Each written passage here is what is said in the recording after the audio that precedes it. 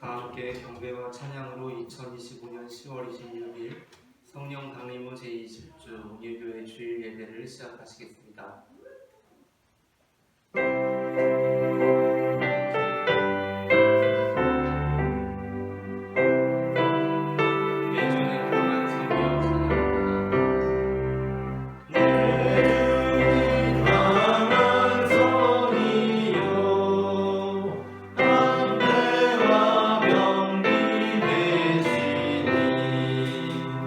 그 환란에서 우리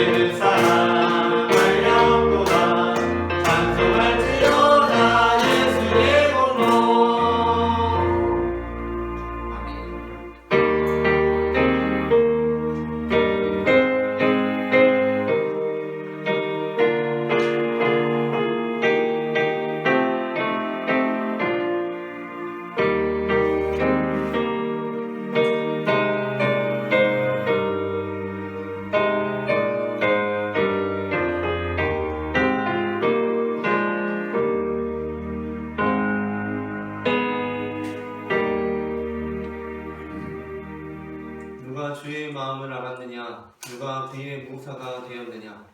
누가 주께 먼저 드려서 갚으심을 받겠느냐? 이는 만물이 주에게서 나오고 주로 말미암고 주에게로 돌아감이라. 그에게 영광이 세세에 있을지어다. 아멘.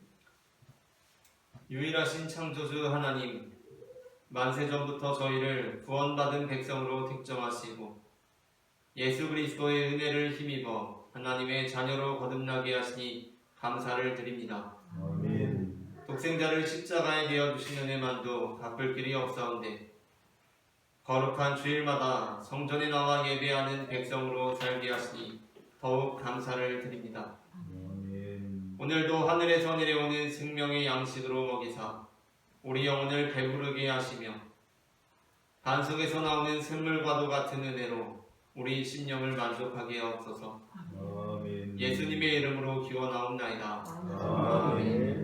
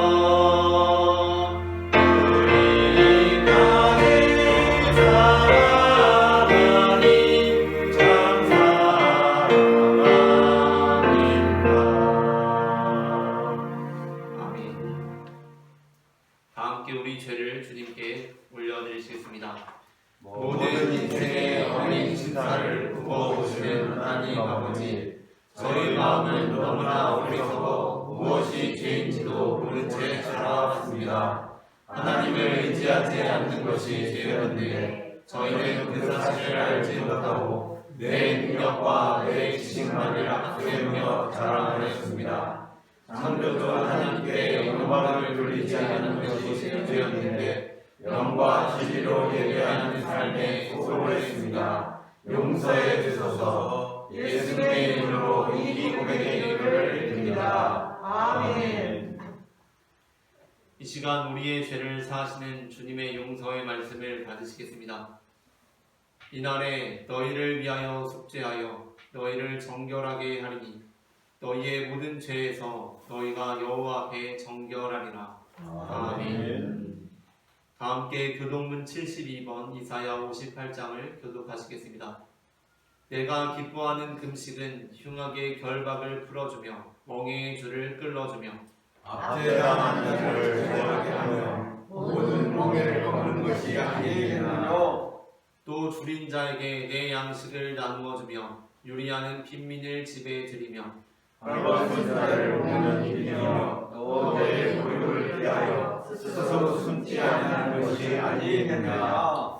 그리하면 내 빛이 새벽같이 비칠 것이며 네 치유가 급속할 것이며 내 공의가 내 앞에 행하고 여호와의 영광이 내 뒤에 행하리니. 네가 부를 때에는 나 여호와가 응답하겠고 내가 부르짖을 때에는 내가 여기 있다 하리라. 만일 네가 너희 중에서 멍에와 손가락질과 허망한 말을 제하여 버리고 주의 자에게 내 심령이 통하며 괴로워하는 자의 심령을 만족하게 하면 내 빛이 흑암 중에서 떠올라 내 어둠이 낮과 같이 될 것이며 여호와가 너를 항상 인도하여 멸망한 곳에서도 내 영혼을 만족하게 하며 내 뼈를 견고하게 하리니. 너는 물된 동산 같겠고 물이 끊어지지 아니하는 샘 같을 것이라. 아멘. 다 함께 사도신경으로 우리의 신앙을 고백하시겠습니다. 전능하사 천지를 만드신 하나님 아버지를 내가 믿사오며 그의 아들 우리 주 예수 그리스도를 믿사오니 이는 성령으로 잉태하사 동정녀 마리아에게 나시고 본디오 빌라도에게 고난을 받으사 십자가에 못 박혀 죽으시고 장사한 지 사흘 만에 죽은 자 가운데서 다시 살아나시며 하늘에 오르사 전능하신 하나님 우편에 앉아 계시다가 저리로서 산자와 존자를 심판하러 오시리라.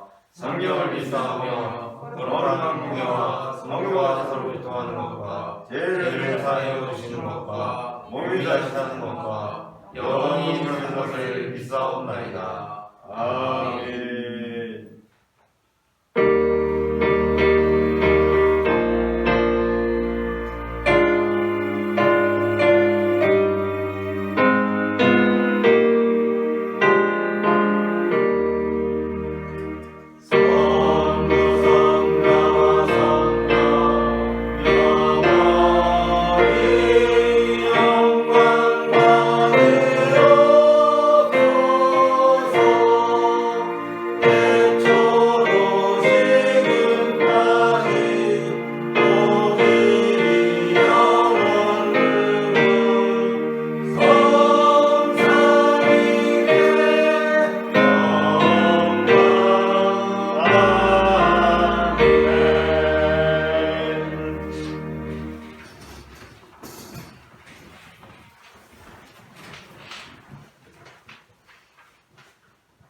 사랑과 은혜가 충만하신 하나님 아버지, 오늘도 저희를 거룩한 주일에 불러주시고 함께 예배할 수 있도록 인도해 주심에 감사드립니다.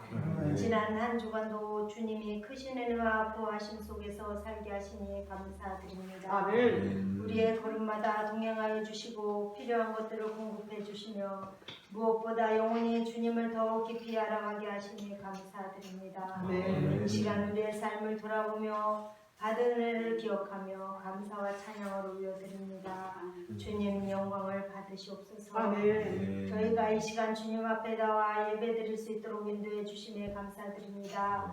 그러나 주님, 이 거룩한 자리에서 저희의 연약함과 죄악을 고백합니다. 아버지. 우리의 생각과 말과 행동이 주님의 뜻에 온전히 순종하지 못했음을 용서하여 주옵소서.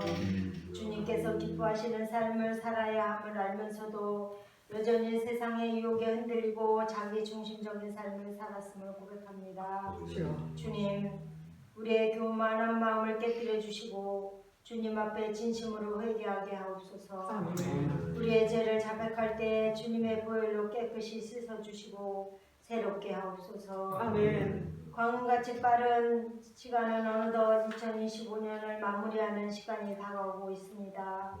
수고하고 애쓴 이들은 많은 열매를 맺을 것이며 수고하지 않고 게으른 이들은 빈손으로 추수의 시기를 맞이하게 될 것입니다. 하나님께서는 우리에게 심은 대로 거두게 하실진데 우리 교회 온 성도들은 다 기쁨으로 단 거두는 복된 성도들 되도록 도와주시옵소서. 주님, 우리 모두 주님의 몸에 붙어있는 가지임을 고백합니다. 때를 따라 열매 맺는 저희들의 삶이 되게 하옵시고 우리에게 주신 것들을 소중히 여기며 사랑으로 섬기며 일상의 삶에도 충실한 저희들이 다 되게 하옵소서. 세상에 마음 쏟지 않고 하나님을 높이는 삶을 살게 도와주시옵소서. 추운 겨울이 다가옵니다. 우리도 종말의 때가 있음을 기억하며 늘 하나님을 사랑하며 소중한 것에 마음을 쏟게 하옵소서. 영과 진리로 예배하기를 원하시는 하나님 우리 아버지, 말씀을 전하시는 주의 종 담임 목사님께 성령 하나님께서 함께 하셔서 힘과 능력을 더하여 주옵고 마지막 때에 꼭 필요한 주의 종으로 세워주시옵소서. 시간에도 말씀 전하실 때에 깨닫는 은혜가 충만한 저희들이 다 되게 하옵소서. 우리를 구원하신 만유의 주 예수 그리스도 이름으로 기도하옵나이다.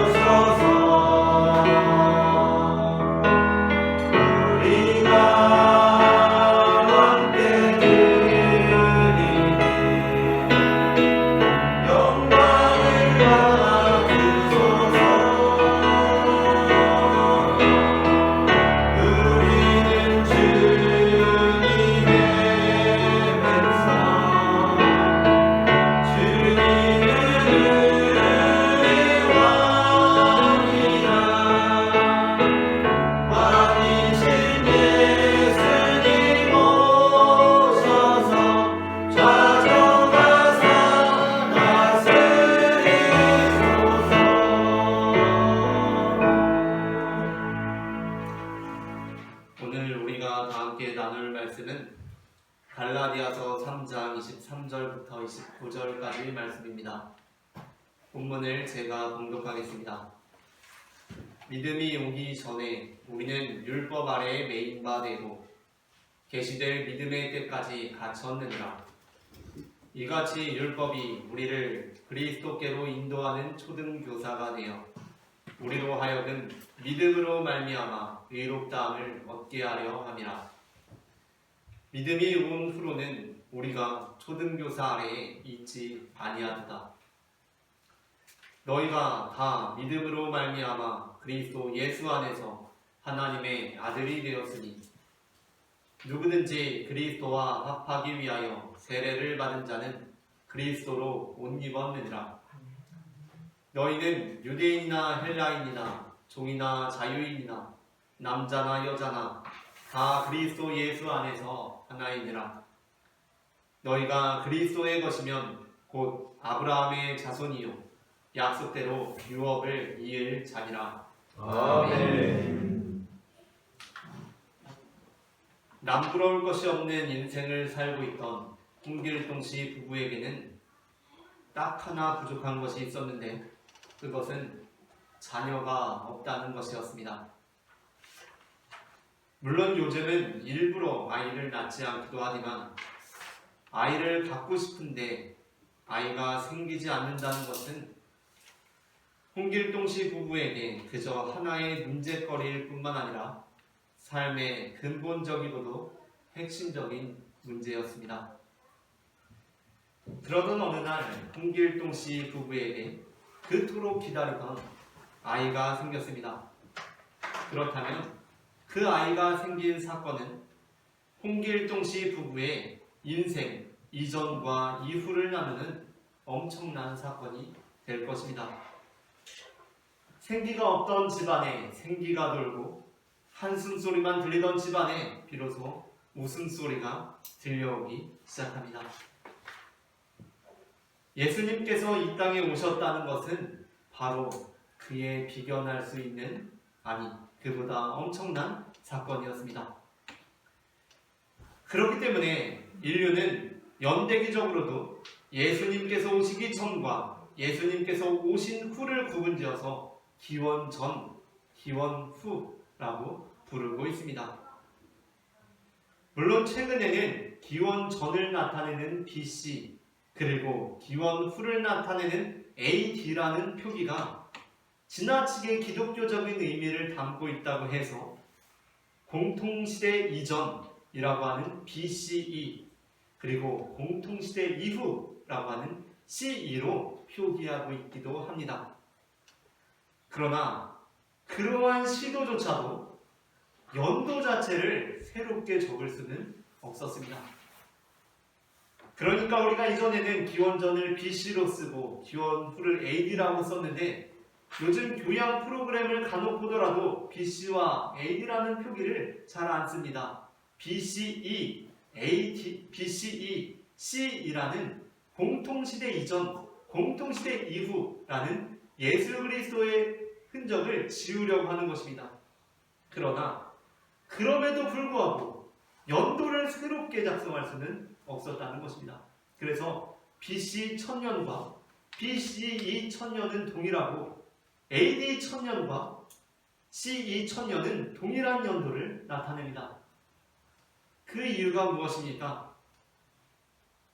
아무리 표기명에서 예수의 색채를 지우려고 해본다 한들 온 역사의 시대를 구분짓는 존재로서의 예수의 영향력을 도저히 지워낼 수가 없다는 것입니다. 하지만 예수님께서 이 땅에 오신 사건은 단지 연대기적인 변화를 나타내는 것만이 아니었습니다. 예수님께서 이 땅에 오신 사건은 또한 영적인 변화를 이끌어내었습니다. 그것은 율법의 시대로부터 믿음의 시대로의 변화였습니다. 물론 예수님 이전에는 율법의 시대였고 이제는 비로소 믿음의 시대라는 것이 아닙니다. 사실 믿음은 하나님께서 이 땅을 창조하신 이후부터 한결같이 드러내신 하나님의 법이었습니다. 그러므로 사도 바울은 이렇게 말씀합니다. 갈라디아서 3장 17절입니다. 내가 이것을 말하노니 하나님께서 미리 정하신 언약을 430년 후에 생긴 율법이 폐기하지 못하고 그 약속을 헛되게 하지 못하리라. 아멘. 이 말씀은 많은 그리스도인들이 쉽게 범할 수 있는 착각, 그러니까 예수님께서 오시기 전에는 율법의 시대고 예수님께서 오시긴 이후에야 비로소 믿음의 시대라는 그 착각을 새롭게 합니다. 이 말씀은 율법이 먼저 있었던 것이 아니라 율법보다 430년 전에 믿음의 법이 이미 있었다는 것입니다. 다만 하나님께서는 이스라엘의 죄악으로 인하여 이스라엘로 하여금 자신들의 죄악을 깨닫게 하기 위해 율법을 주셨다는 것입니다. 이 말씀은 율법이 먼저 있었던 것이 아니라 율법보다 430년 전에 믿음의 법이 있었음을 나타냅니다. 다만 하나님께서는 이스라엘의 죄악으로 인하여 이스라엘로 하여금 자신들의 죄악을 깨닫게 하기 위하여 아브라함을 통하여 나타내신 믿음의 법으로부터 430년 후 모세를 통하여 율법을 주셨다는 것입니다. 그리고 때가 참에 하나님께서는 그 아들을 이 땅 가운데 보내셔서 원래부터 우리를 향하신 하나님의 법은 율법이 아니라 믿음의 법임을 분명히 하셨습니다. 갈라디아서 4장 4절부터 5절입니다. 때가 참에 하나님이 그 아들을 보내사 여자에게서 나게 하시고 율법 아래에 나게 하신 것은 율법 아래에 있는 자들을 속량하시고 우리로 아들의 명분을 얻게 하려 하심이라. 아멘. 그렇다면 예수님께서 이 땅에 오심으로 달라진 것이 무엇입니까? 그것은 믿음으로 구원을 받는다는 것입니다. 요한복음 3장 14절부터 16절입니다. 모세가 광야에서 뱀을 든 것 같이 인자도 들려야 하리니 이는 그를 믿는 자마다 영생을 얻게 하려 함이라. 하나님이 세상을 이처럼 사랑하사 독생자를 주셨으니 이는 그를 믿는 자마다 멸망하지 않고 영생을 얻게 하려 하심이라. 아멘. 아멘. 여기서 율법 아래 있는 사람들은 회개하라 천국이 가까이 왔느니라 라는 말씀을 듣고도 예수님께서 우리의 행동을 변화시키려고 하시는구나 라고 생각합니다. 여전히 율법 아래 있는 사람들은 예수님께서 회개하라 천국이 가까이 왔느니라 회개하라 라고 하니까 예수님께서 우리에게 뭔가 다른 행동을 촉구하시는구나 라고 생각합니다. 그러나 예수님께서 회개하라고 하신 것은 율법을 지키지 않는 우리의 행동으로부터 율법을 지키는 행동으로 변화하라고 말씀하신 것이 아닙니다. 물론 우리는 예수님을 믿게 될 때 그 행동이 변합니다. 그러나 예수님께서는 우리에게 본질적인 변화를 요청하셨습니다. 그것은 우리가 율법을 통해 구원을 얻는다는 믿음으로부터 우리가 믿음으로 구원에 이른다는 것을 믿으라는 것이었습니다. 그렇게 우리의 생각을 고쳐먹고 우리의 삶의 방향을 돌이키라는 것입니다. 오늘 우리는 믿음이 온 후라는 제목의 설교를 나눕니다. 제목을 제가 먼저 읽으면 따라 읽는 식으로 두 번 읽어보겠습니다. 믿음이 온 후, 믿음이 온 후, 믿음이 온 후. 믿음이 온 후. 전해지는 말씀을 통하여서 믿음이 온 후로 우리의 존재에 찾아오는 변화가 무엇인지를 알게 되고 율법 아래 있지 않고 믿는 자들이 되어 약속대로 유업을 이을 자들이 되기를 소망합니다. 아멘. 그렇다면 믿음이 온 후로 달라지는 것은 무엇입니까? 먼저 첫째 함께 읽겠습니다. 첫째, 율법 아래에 있던 우리가 율법 아래에 있지 않게 되었습니다. 갈라디아서 3장 23절부터 25절을 다시 제가 읽겠습니다. 믿음이 오기 전에 우리는 율법 아래에 매인바되고 계시되 믿음의 때까지 갇혔느니라. 이같이 율법이 우리를 그리스도께로 인도하는 초등교사가 되어 우리로 하여금 믿음으로 말미암아 의롭다함을 얻게 하려 함이라. 믿음이 온 후로는 우리가 초등교사 아래에 있지 아니하도다. 아멘.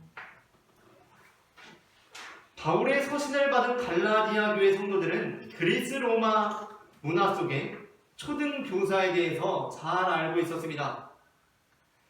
그러니까 여기에서 언급되고 있는 초등교사, 율법을 가리키는 초등교사는 우리나라 교육제도 안에서의 초등학교 교사를 의미하지 않습니다. 특히 요즘처럼 교사의 권위에 대해서 전혀 고려되지도 않고 보장되지도 않는 초등학교 교사를 의미하는 것은 더더욱 아닙니다.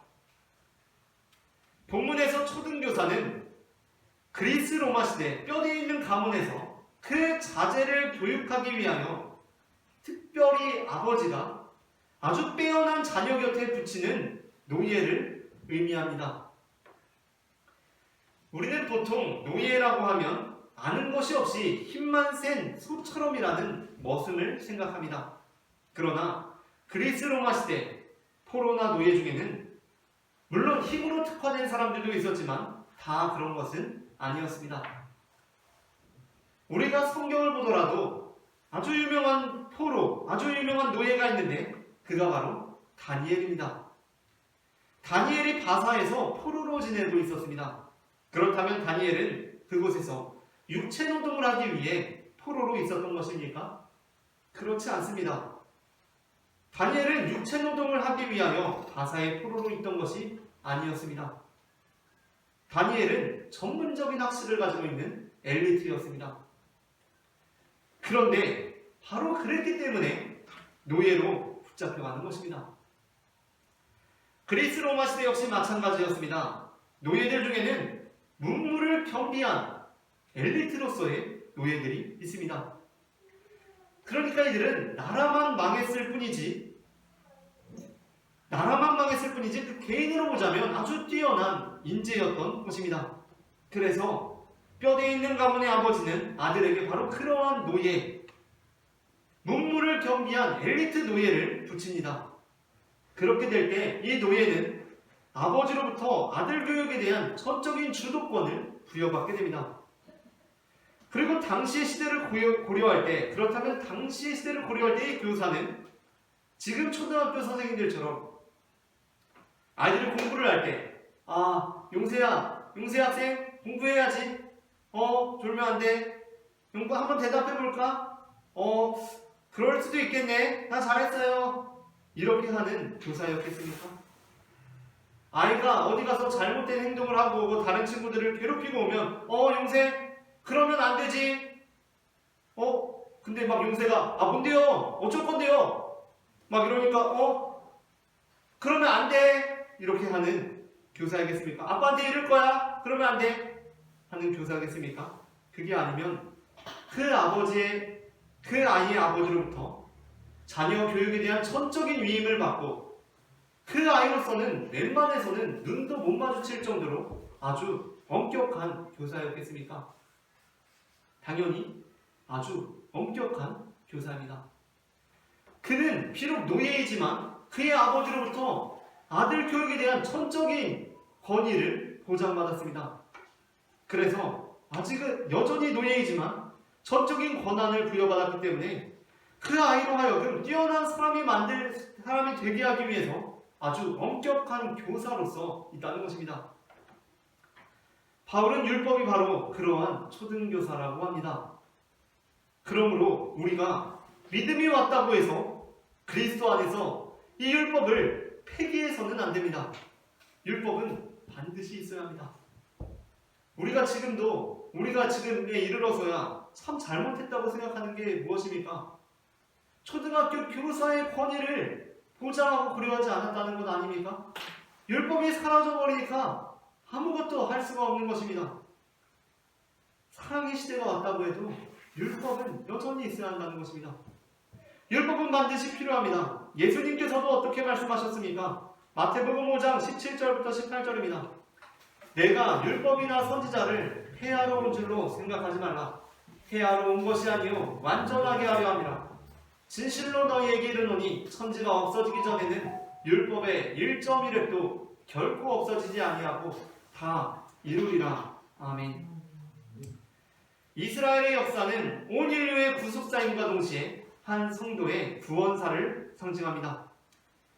율법은 이스라엘로 하여금 실패하고 넘어지게 한 것이 아닙니다. 물론 실패하고 넘어졌습니다. 때로는 부작용도 있을 수밖에 없었습니다. 그러나 그렇게 함으로써 어떻게 한 것입니까? 결국에는 바로잡고 성장시킨 것입니다.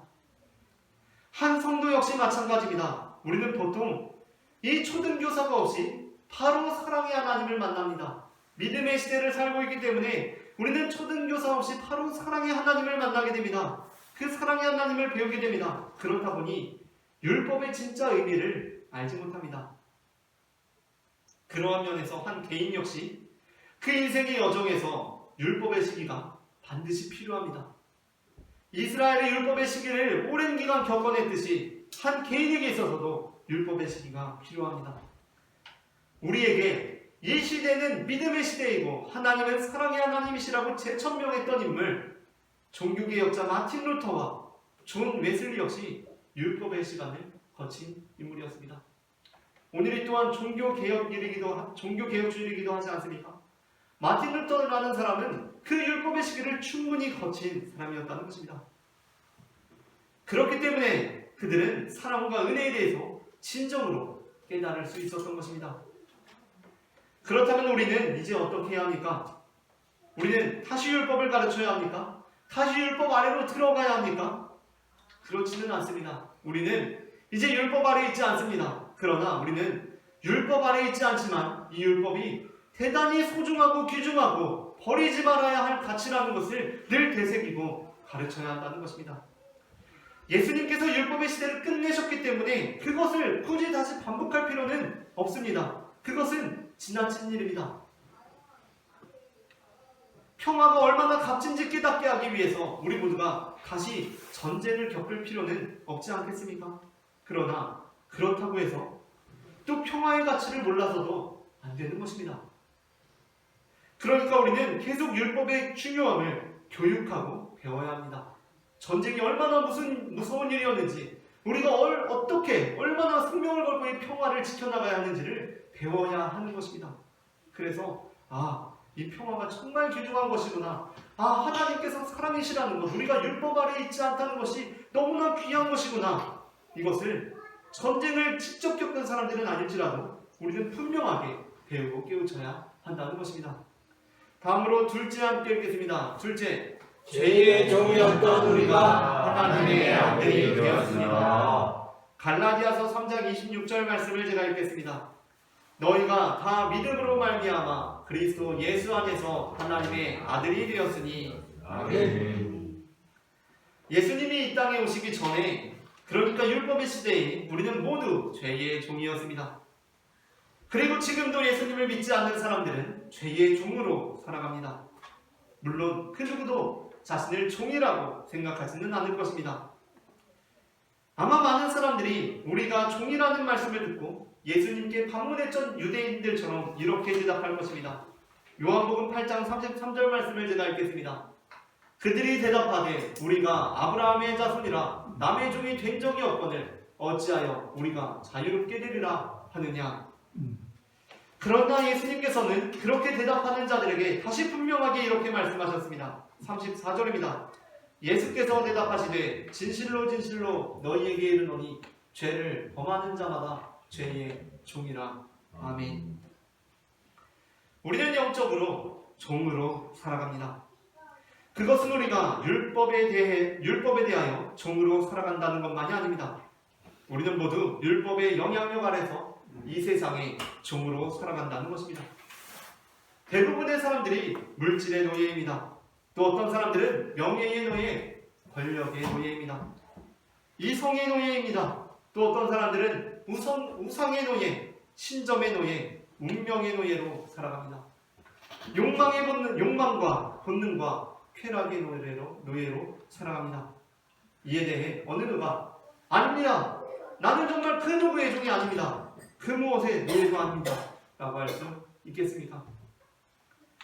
그러나 예수님께서 이 땅 가운데 오심으로 우리의 노예 생활은 끝났습니다. 우리는 이제 하나님의 아들이 되었습니다. 이를 받아들인 사람들을 그리스도인이라고 부릅니다.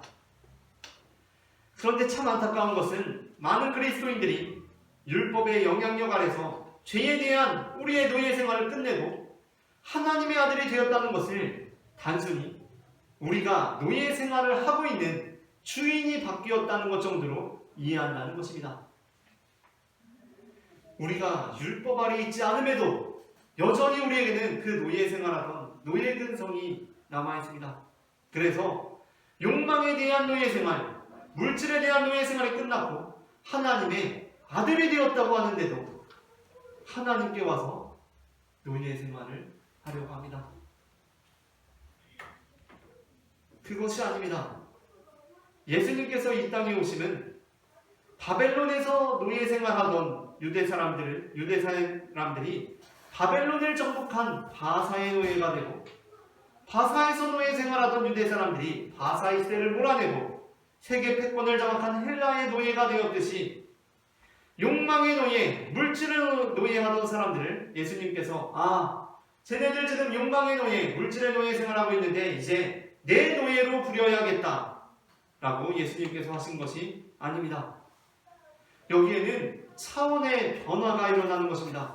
그것은 우리가 모시는 대상이 달라진 것뿐만 아니라 우리의 존재가 종에서 아들로, 자녀로 변화되었다는 것입니다. 요한복음 1장 9절부터 13절 말씀을 제가 봉독하겠습니다. 참빛 곧 세상에 와서 각 사람에게 비추는 빛이 있었나니 그가 세상에 계셨으며 세상은 그로 말미암아 지은 바 되었으되 세상이 그를 알지 못하였고 자기 땅에 오매 자기 백성이 영접하지 아니하였으나 영접하는 자 곧 그 이름을 믿는 자들에게는 하나님의 자녀가 되는 권세를 주셨으니 이는 혈통으로나 육적으로나 사람의 뜻으로 나지 아니하고 오직 하나님께로부터 난 자들이니라. 아멘. 누가복음 15장 11절부터 32절에는 잃어버린 아들을 되찾은 아버지의 비유, 일명 탕자의 비유가 기록되어 있습니다. 그곳에는 잃어버린 아들을 되찾은 아버지의 기쁨이 고스란히 담겨 있습니다. 그러나 그곳에는 또한 아버지의 슬픔이 담겨 있습니다. 그것은 아버지는 두 아들을 아들로서 대하는데도 불구하고 두 아들은 모두 자신들을 친정한 아들로 생각하지 않고 그저 노예 정도로 생각하고 있다는 것입니다. 둘째 아들은 아버지께로 돌아오며 이렇게 생각합니다. 18절부터 19절 제가 읽겠습니다. 내가 일어나 아버지께 가서 이르기를 아버지 내가 하늘과 아버지께 죄를 지었사오니 지금부터는 아버지의 아들이라 일컬음을 감당하지 못하게 했사오니 나를 품꾼의 하나로 보소서 하니라 하고 아멘. 아들은 여전히 아들이지 결코 품꾼이 될 수도 없고 되어서도 안 됩니다. 그런데 아들은 나는 지은 죄가 많으니까 나는 품꾼이 되겠다고 합니다. 그렇게 될 수 있다고 그렇게 하고 싶다고 그렇게 되는 것이 아니라는 것입니다. 많은 죄를 짓고 다시 주님 앞에 나왔습니까? 그래서 내가 품꾼이 되어야겠습니까? 하나님께서는 그것을 거절하십니다. 아무리 죄를 많이 짓는다고 해서 자녀가 품꾼이 될 수는 없습니다. 또한 첫째 아들은 어떻게 생각합니까? 29절부터 30절입니다. 아버지께 대답하여 이르되 내가 여러 해 아버지를 섬겨 명을 어김이 없거늘 내게는 염소 새끼를 주어 나와 내 벗으로 즐기게 하신 일이 없더니 아버지의 살림을 청녀들과 함께 삼켜버리니 아들이 돌아오매 이를 위하여 살찐 송아지를 잡으셨나이다. 아멘.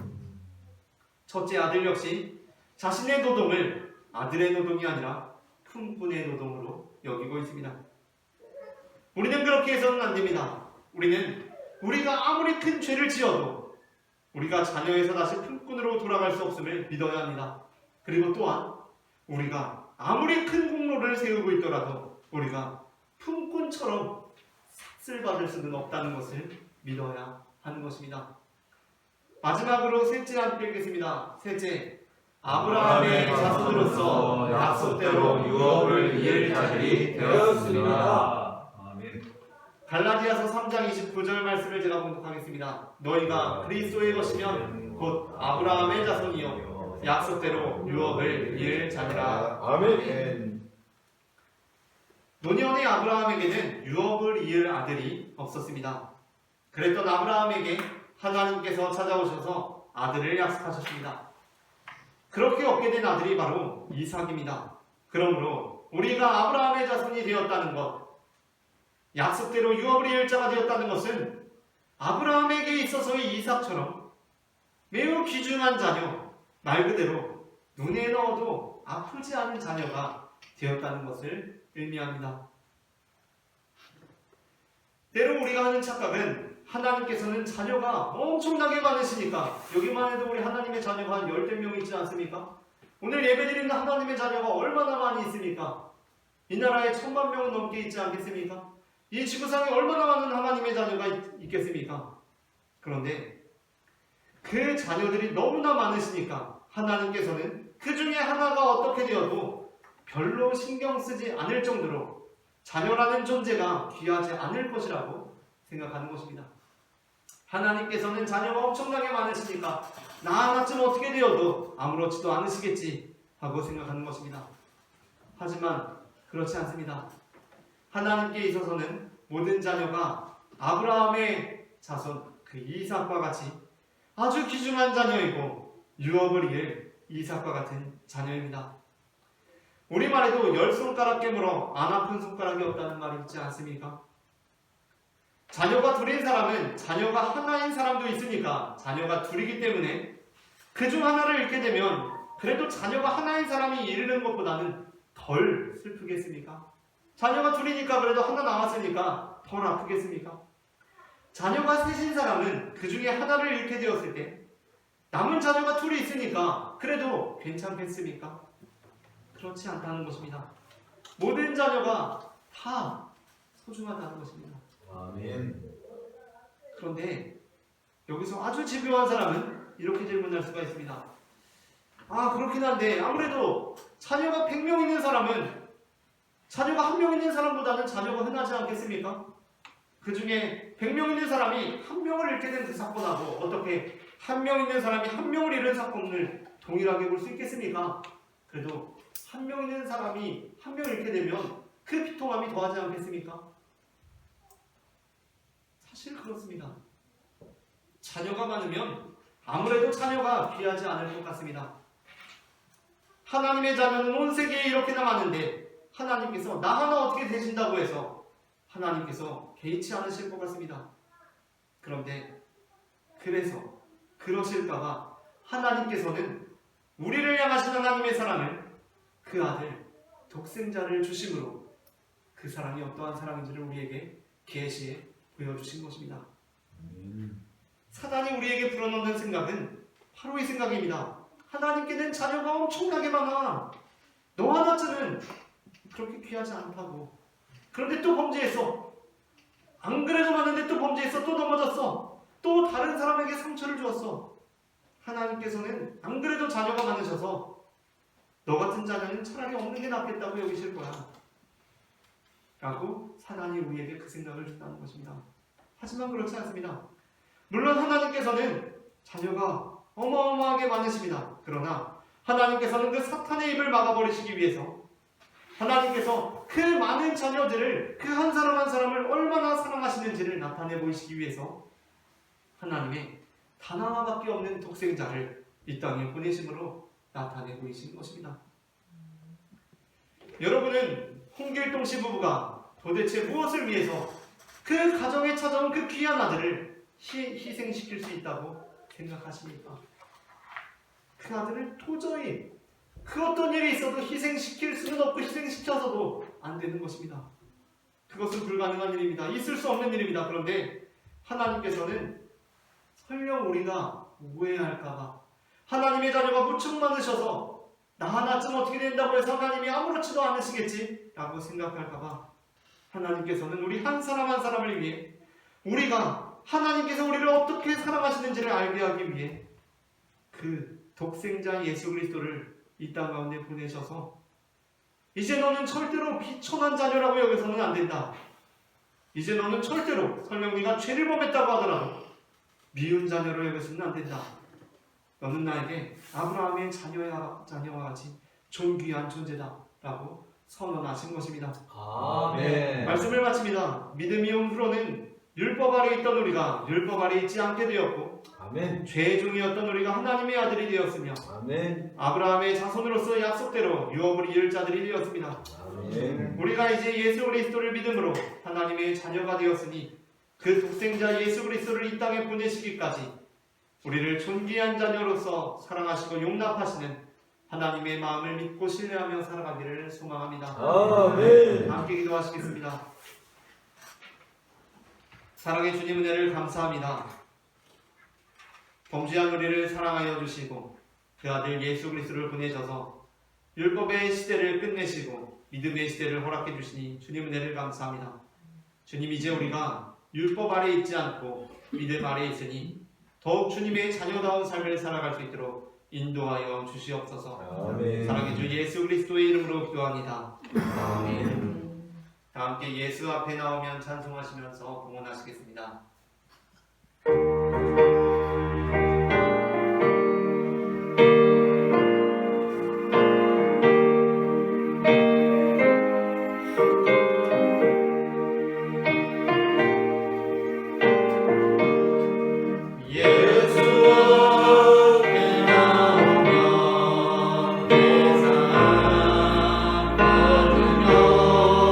주의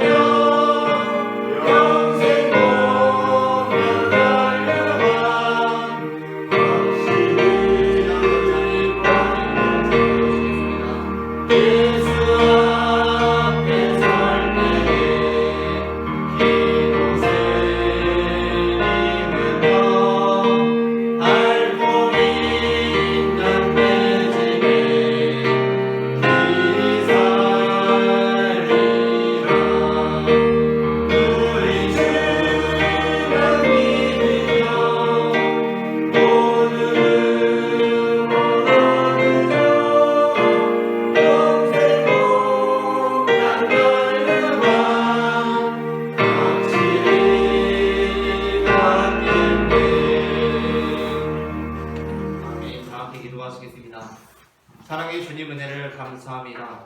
지난 한 주간도 주님께서 우리의 발걸음마다 인도하여 주셔서 우리가 이렇게 주님 앞에 나와 예배할 수 있음을 고백합니다. 아멘. 시작되는 한 주간도 우리의 모든 소망과 생명이 주님께만 있음을 믿고 나아가오니 사랑의 주님, 우리가 주님 안에서 이 세상을 살리고 이 세상에 생명을 주는 삶을 살아갈 수 있도록 도와주시옵소서. 아멘. 이 시간 주님 앞에 나와 거룩한 예물을 드린 손길들이 있습니다. 예물 드린 손길들 기억하여 주시고 축복하여 주시며 이 예물이 쓰이는 곳마다 하나님의 나라가 이루어지게 하시고 또한 드린 손길들 가운데 주님께서 베풀어 주시고 내려주시는 축복과 은혜가 우리의 잔에 차고도 넘쳐 우리의 가족들에게, 이웃들에게, 동료들에게, 친구들에게까지 흘러갈 수 있도록 역사하여 주시옵소서. 아멘. 사랑의 주 예수 그리스도의 이름으로 기도합니다. 아멘. 이 시간에는 우리에게 생명을 주시는 주님의 몸과 피를 받으시겠습니다.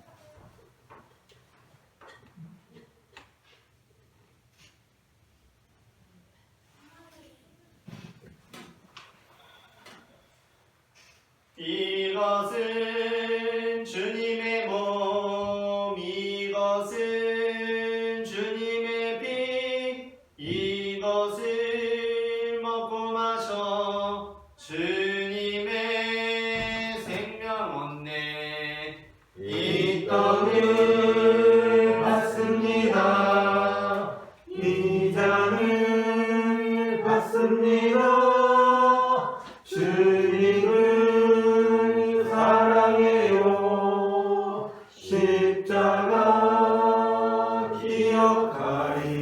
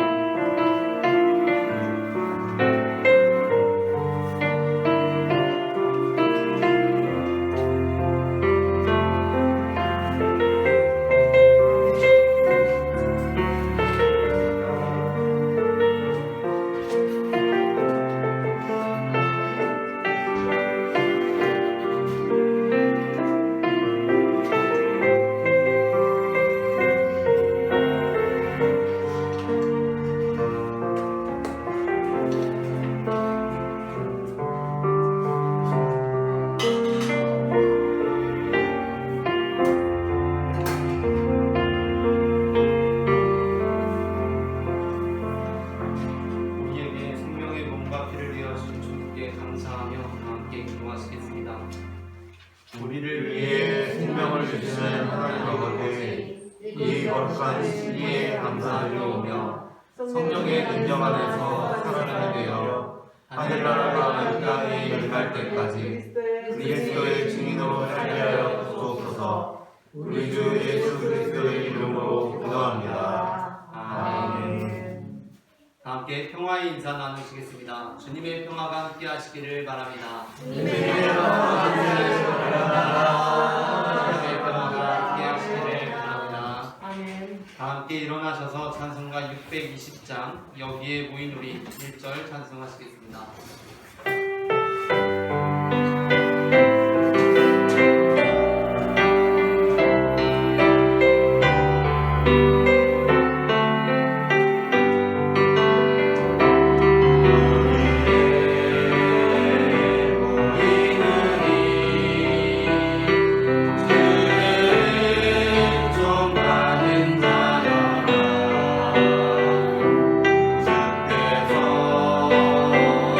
주께서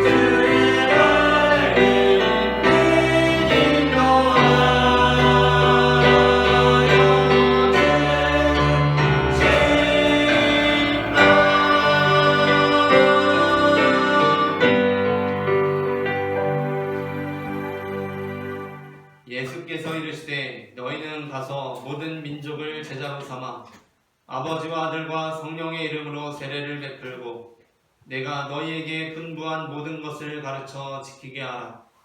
볼지어다 내가 세상 끝날까지 너희와 항상 함께 있으리라. 아멘. 이제는 우리 주 예수 그리스도의 은혜와 하나님 아버지의 사랑과 성령님의 인도하심이 우리 주 예수 그리스도만을 믿어서 모두 구원에 이르기를 소망하는 모든 성도들의 삶 가운데 지금부터 영원토록 함께 하시기를 간절히 축원하옵나이다. 아멘.